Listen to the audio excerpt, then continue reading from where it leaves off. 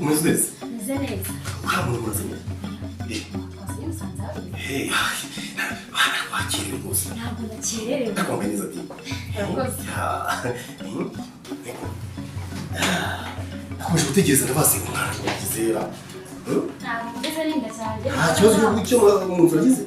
Olha, se tu queria para casar, eu vou fazer com ele. Não é esse o afatiwe, então é que Agora que tá no arroz. Água que tu lanças. Se sou eu antes do carro, Hoje eu vou deixar o colher. O capura, o caberanês. O caberanês não foi não. O caberanês não foi nem gente lá por chorar para. Que tem algo. Vai, vai.